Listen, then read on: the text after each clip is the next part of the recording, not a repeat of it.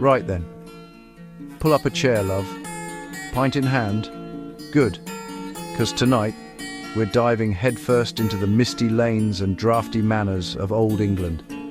The land where half the population claim they've seen a ghost, and the other half are just waiting for one to show up. Ghost hunting in England, now there's a national sport older than football and far less predictable. From medieval monks to modern-day YouTubers waving EMF meters about like divining rods, the English have always had a thing for chasing shadows.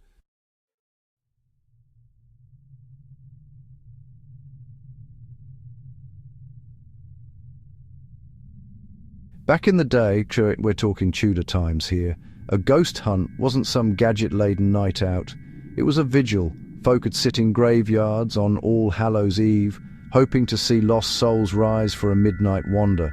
You had church bell ringers keeping watch, muttering prayers for protection. Not that it helped much when a fog rolled in, and if someone saw a pale shape drifting near the tombstones, that was it. Everyone legged it, tripping over gravestones like a Benny Hill sketch. Superstition was law. If you heard 3 knocks on your door and no one there, death was coming. A dog howling outside your cottage, spirit passing by. And heaven forbid you leave a mirror uncovered after dark. The dead might crawl through it for a chat.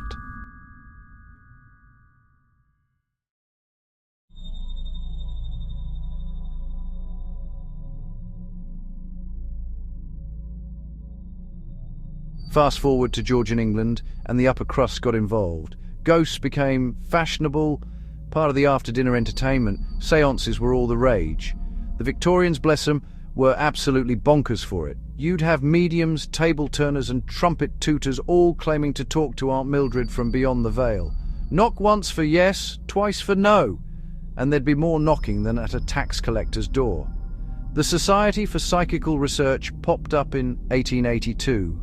Serious types in tweed jackets trying to scientifically prove what every innkeeper in Devon already knew, that old houses don't creak for no reason.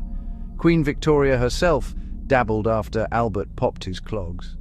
Can't blame her. When you've lost your prince, even a faint whiff of the afterlife must feel like hope.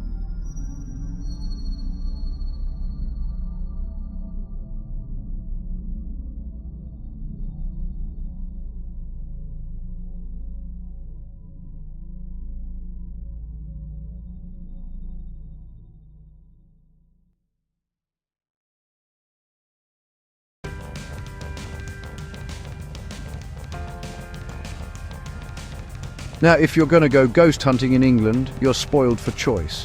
The place is practically riddled with spectres. There's Borley Rectory in Essex, the most haunted house in England.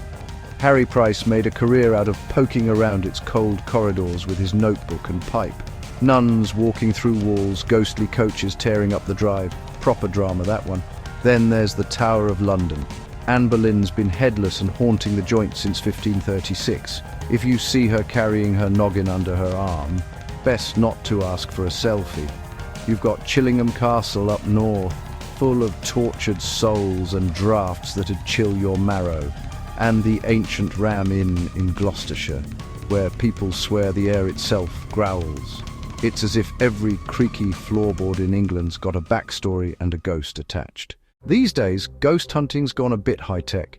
You've got EVP recorders, spirit boxes, and those flashy K2 meters lighting up like a disco when something unseen strolls by. But truth be told, it's all a modern mask for ancient rituals. The candlelight vigils, the whispered invocations, the thrill of the dark. It's primal stuff, and half the time it's not the ghosts you need to worry about. It's your own mind, creeping up on you with goosebumps and guilt about that biscuit you nicked from the tin.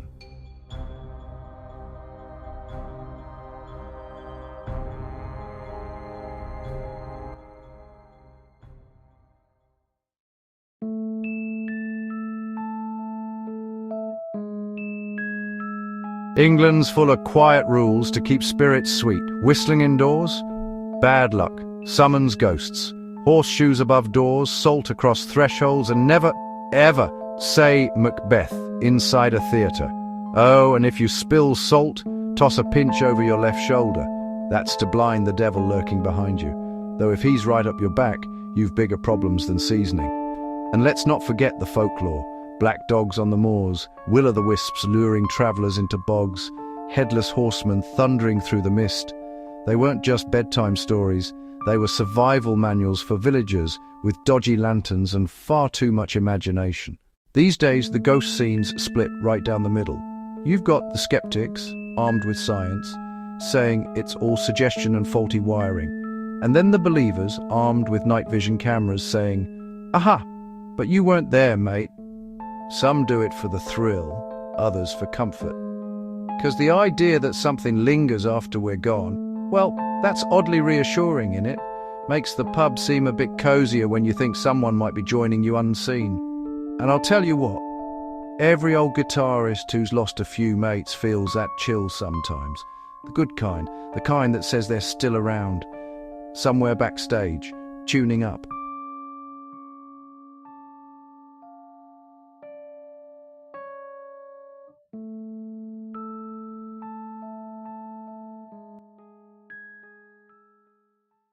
Every English village has that pub. You know the one. Slanted beams, sticky floor, roaring fire, and someone will always tell you, that corner over there, that's where old Tom appears when the clock hits midnight. Used to be a smuggler, he was, caught and hanged right outside, but he never left. And whether it's true or not doesn't matter. You feel it, what? That tingle in the air? The kind of story that keeps you warm through the night and makes you look twice at your own reflection? So maybe that's what ghost hunting's really about. Not the gadgets, not the proof. It's about connection between the living and the long gone, between fear and fascination. We English, we don't do big talk about death. Too awkward, too unseemly. But ghosts, that's our way round it, isn't it? A bit of wit, a bit of whiskey, and a whisper in the dark. And if you're ever walking home past midnight and you feel a chill, don't panic, just nod politely. Might be an ancestor checking in. After all, it's England, love. The dead never truly leave, they just find another pub to haunt.